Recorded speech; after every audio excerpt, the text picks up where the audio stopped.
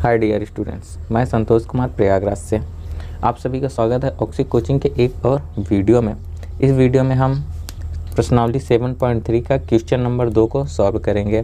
Part B का ये video बना रहे हैं। अगर आपको सभी पार्ट के वीडियो चाहिए तो डिस्क्रिप्शन को ज़रूर चेक कर लेना, और अगर आपको 9 क्लास की सभी वीडियो चाहिए तो उसके लिए भी हमने प्लेलिस्ट बना रखी है उसकी, तो उसे भी आप डिस्क्रिप्शन में चेक कर सकते हो। ओके, वीडियो शुरू करने से पहले सब्सक्राइब कीजिए ऑक्सी कोचिंग यूट्यूब चैनल को और बेल आइकन को ऑल पे कीजिए, जिससे फ्यूचर में कोई वीडियो आप मिस ना करो। अगर आपने पहले से ही सब्सक्राइब कर रखा है तो थैंक यू वेरी मच।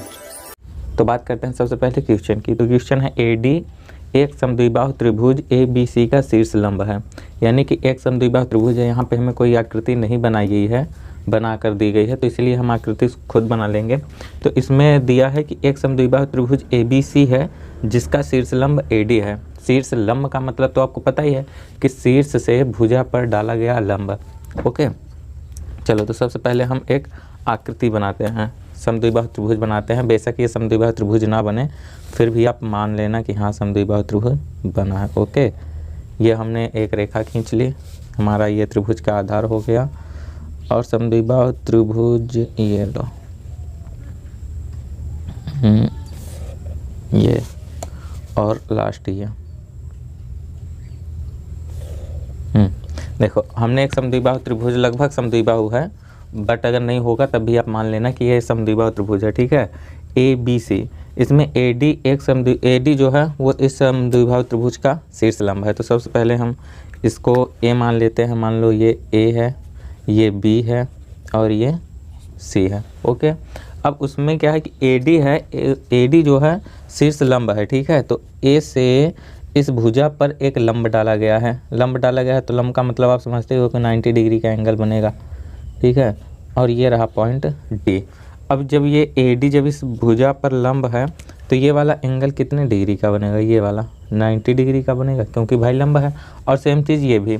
और जब त्रिभुज समद्विबाहु है तो ये वाली भुजा और ये वाली भुजा क्या कहते हैं, बराबर होगी। और उसमें लिखा भी है कि AB = AC, यानी कि AB जो है वो AC के इक्वल है। ठीक है, तो इतना सब कुछ क्वेश्चन में दिया गया है और इसमें 2 ऑप्शन पूछ रहे हैं, यानी 2 ऑप्शन दिया गया है और पूछ रहा है कि AD रेखाखंड BC को समद्विभाजित करता है। हमें ये दर्शाना है कि ये जो AD है इस BC को समद्विभाजित करता है, और दूसरा है कि AD कोण A को समद्विभाजित करता है, यानी कि ये जो AD है उस एंगल A को समद्विभाजित करता है। समद्विभाजित का मतलब भी आप जानते हो कि बराबर बराबर 2 भाग करना। ओके, किसी भी चीज़ का समद्विभाजित करने का मतलब है कि उसके हमने 2 बराबर भाग कर दिया। चलो, तो सबसे पहले हम हल पर बढ़ते हैं, पहले ऑप्शन पे हल स्टार्ट करते हैं। तो देखो, ये भुजाएं, ये भुजा और ये भुजा इक्वल है, यानी कि समान है। तो इस भुजा के सामने वाला ये एंगल और ये एंगल, ये दोनों एंगल भी समान होंगे, यानी कि एंगल B = एंगल C। ठीक है, ये भी दोनों समान होंगे। तो इसीलिए हम यहाँ पे इसे लिखते हैं कि त्रिभुज ABC में हमने क्या लिया, पहले पूरा त्रिभुज लिया है ABC, ये बड़ा वाला त्रिभुज। ठीक है, इसमें हम क्या लिखेंगे कि एंगल B जो है वो इक्वल है एंगल C के। अभी ऐसा क्यों है? क्योंकि समान भुजाओं के सम्मुख कोण समान होते हैं। ठीक है, तो हम यहाँ पे लिखेंगे कि समान, ओके, यानी कि समान भुजाओं के सम्मुख कोण समान होते हैं, तो हमने यहाँ पे लिख दिया। अब हम देखो 2 त्रिभुज को सर्वांग समप्रूफ कर देंगे, यानी ये इस त्रिभुज को 1 मान लो, ये वाला, और इस वाले त्रिभुज को नंबर 2 मान लो। तो इन दोनों को हम सर्वांग समप्रूफ कर देंगे। तो इसीलिए हम सबसे पहले इस त्रिभुज को, यानी त्रिभुज ABD या फिर ADB, यानी त्रिभुज ABD BD और त्रिभुज ACD में, ACD में, यानी इन्हीं दोनों त्रिभुज को भी हम सर्वांग समप्रूफ करेंगे।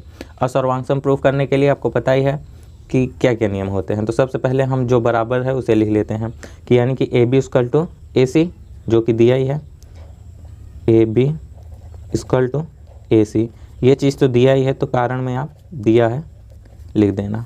ओके, उसके बाद हम बढ़ते हैं इस रेखा पे AD। ठीक है, AD, तो ये दोनों त्रिभुज के लिए उभयनिष्ठ है, तो हम ये लिख सकते हैं कि AD जो है वो AD के ही बराबर है या फिर DA के बराबर है। ठीक है, इसका कारण आप कॉमन लिख सकते हो या फिर उभयनिष्ठ भुजा।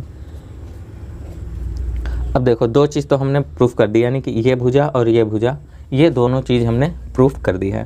तो अब हम अगर कोई तीसरी भुजा भी इक्वल प्रूफ कर दे तब तो हमारा मान समान हो जाएगा। तो तीसरी भुजा ये बच रही, तो ये हम इसके बराबर किसी भी तरीके से प्रूफ नहीं कर सकते, दिया ही नहीं गया है। ठीक, तो अब हमारे पास सिंपल एक ऑप्शन बचता है एंगल प्रूफ करने का। ठीक है, तो एंगल हमें पता है कि ये एंगल इस एंगल के बराबर है।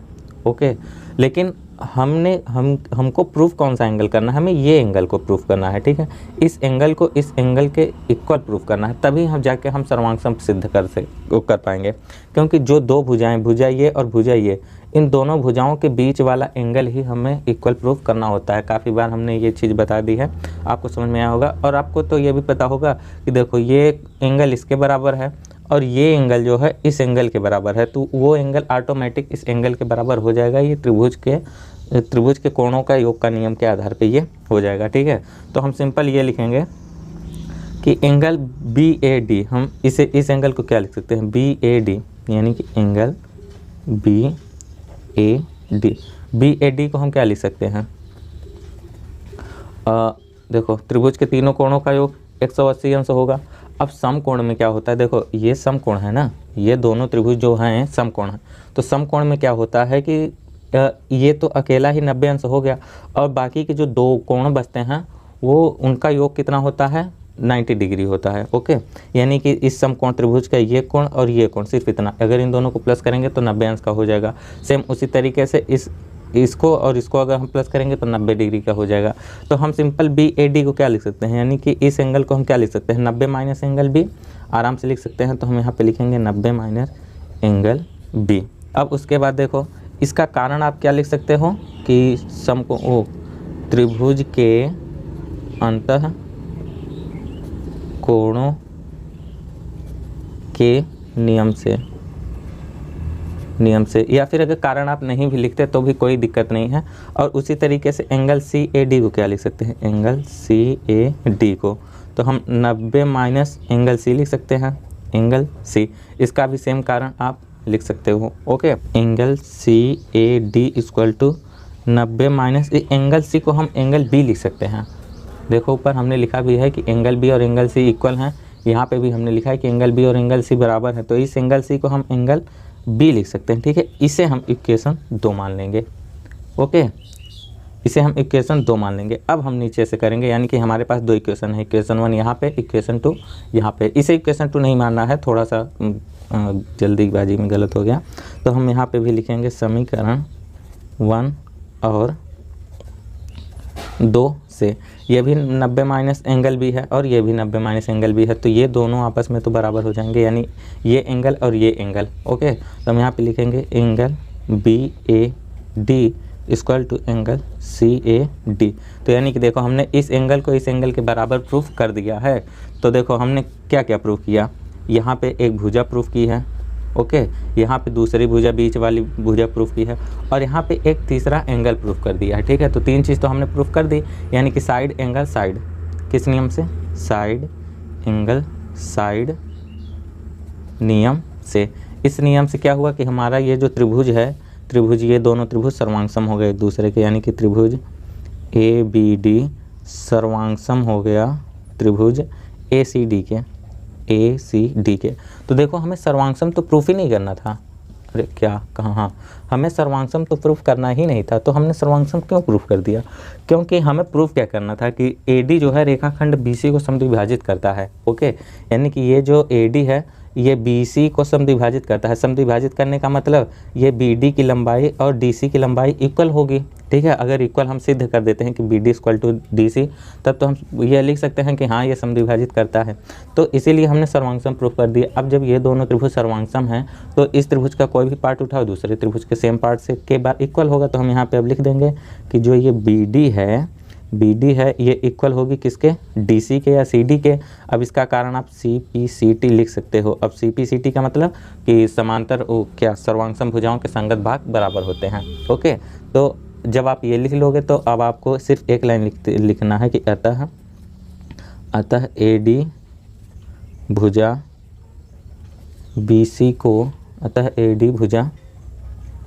BC को समद्विभाजित करती है,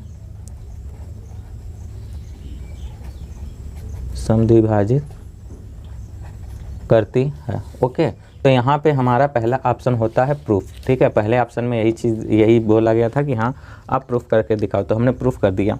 अब दूसरा ऑप्शन में क्या बोल रहा है कि एडी जो है कोण ए को समद्विभाजित करता है, इसे आप प्रूफ करके दिखाओ। तो देखो अभी नीचे हमारे पास स्पेस नहीं है, तो हम इसे इस अलग पेपर पे सॉल्व कर देंगे। तो यहाँ पे बढ़ते हैं दूसरे ऑप्शन का हल। ओके, तो दूसरे ऑप्शन में क्या है कि एडी जो है, यानी कि ये जो एडी है, कहाँ पे है एडी, ये जो एडी है इस एंगल ए को समद्विभाजित करता है। तो ये तो हमने अभी ही प्रूफ कर दिया है। तो आपको कुछ भी नहीं लिखना, कुछ भी नहीं लिखना, सिर्फ आपको ये लिखना है कि चूंकि त्रिभुज, आप चाहे तो सर्वांगसम से प्रूफ कर दो। अब जब हमने सर्वांगसम प्रूफ कर ही दिया है तो कोई दिक्कत ही नहीं है। चूंकि त्रिभुज ए बी डी सर्वांगसम है त्रिभुज ए सी डी के, अभी तो हमने सर्वांगसम प्रूफ किया, तो आपको प्रॉब्लम नहीं होनी चाहिए। यहाँ पे आप लिख सकते हो PROVED, यानी कि पहले ऑप्शन में हमने इसको प्रूफ कर दिया है। अब इसीलिए क्या होगा कि एंगल BAD जो है वो इक्वल होगा एंगल CAD के, यानी ये दोनों एंगल इक्वल होंगे, कारण आप CPCT लिख देना। ठीक है, तो अगर आप जैसे ही यहाँ ये सब लिख दोगे, यानी कि ये एंगल और ये एंगल बराबर हो गया। अब बराबर हो गया तो मतलब कि ये जो AD है इस एंगल A को बराबर बराबर भागों में बांट दिया। तो अब आप लिख सकते हो कि अतः AD कोण A को समद्विभाजित करती है। ओके, यहाँ पे आप प्रूव्ड लिख दो। देखो हमने इस क्वेश्चन के दोनों ऑप्शन को हमने अभी सॉल्व करके आपको बता दिया, बहुत ही इजी सिंपल में, जितना हमसे हो सकता था। अगर आपको इस वीडियो में हमने जो भी क्वेश्चन बताया, अगर आपको वो समझ में आ गया है तो बहुत अच्छी बात है। अगर अभी भी आपके पास कुछ डाउट है तो कमेंट में टाइम फ्रेम के साथ बता सकते हो, या फिर हमारी टेलीग्राम की लिंक आपको डिस्क्रिप्शन मिलेगी, वहाँ पर हमसे आप अपने प्रॉब्लम शेयर कर सकते हो। और अगर आपको क्वेश्चन समझ में आया तो यार वीडियो भी पसंद आई होगी, तो वीडियो को लाइक करके हमारे चैनल को सब्सक्राइब जरूर कर देना नेक्स्ट वीडियो को देखने के लिए। तो इसी के साथ वीडियो को करते हैं समाप्त। हम और आप मिलेंगे नेक्स्ट वीडियो में। क्वेश्चन नंबर अभी आगे कौन सा है 3, तो नेक्स्ट वीडियो में क्वेश्चन नंबर 3 को लेके, तब तक के लिए बाय बाय, टेक केयर, ख्याल रखना अपना, बाय।